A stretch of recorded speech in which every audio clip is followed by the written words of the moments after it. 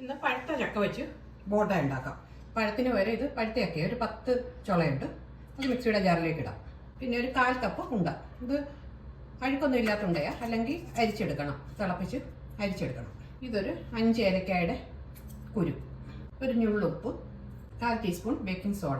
ഇതെല്ലാം കൂടെ ഒന്ന് പേസ്റ്റ് പോലെ അരച്ചെടുക്കാം. അരച്ചെടുത്ത് ഒരു ബൗളിലേക്ക് മാറ്റാം. ഇതിലേക്ക് ഇത് 1 കപ്പ് ഗോതമ്പ് പൊടി, 1/2 കപ്പ് മൈദയുണ്ട്. അതിലേക്കിടാം.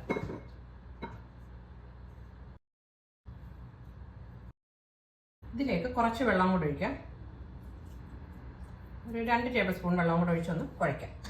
ഇത് വെള്ളമൊക്കെ ഒഴിച്ച് നന്നായിട്ട് കുഴച്ചെടുത്ത് കുറച്ച് വെള്ളം കൂടെ ഒഴിച്ച് ഒരു 3 ടേബിൾ സ്പൂൺ വെള്ളം കൂടെ ഒഴിച്ച് ഇട്ട് നന്നായിട്ട് കുഴച്ചെടുത്ത് ഇനി ഒരു 1 മണിക്കൂർ ഇത് വെച്ചേക്കാം. അത് കഴിഞ്ഞ് ഫ്രൈ ചെയ്തെടുക്കാം.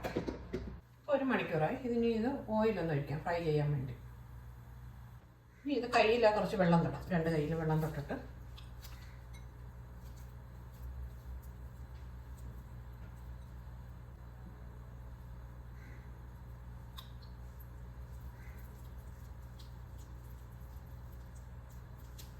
ഞാനെടുക്കാം. ഓയിൽ ചൂടായിട്ട് അതിലിടാം. നന്നായിട്ട് ചൂടായിട്ടുണ്ട്. അതിലേക്ക് ഇത് ഓരോന്നിടാം.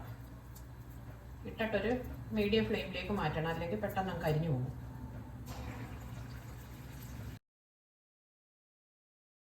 ഈ ഒരു രീതി വേണം അതിൻ്റെ മാവിരിക്കാൻ. ഒത്തിരി വെള്ളമായി പോകരുത്. വെള്ളം ഒത്തിരി ആയിപ്പോയാൽ എണ്ണ ഒത്തിരി കുടിക്കും.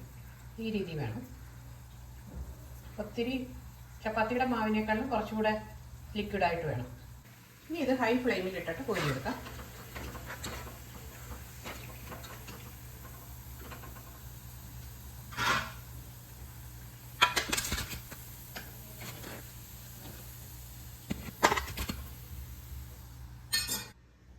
ഇതെല്ലാം ഉണ്ടാക്കി കഴിഞ്ഞു.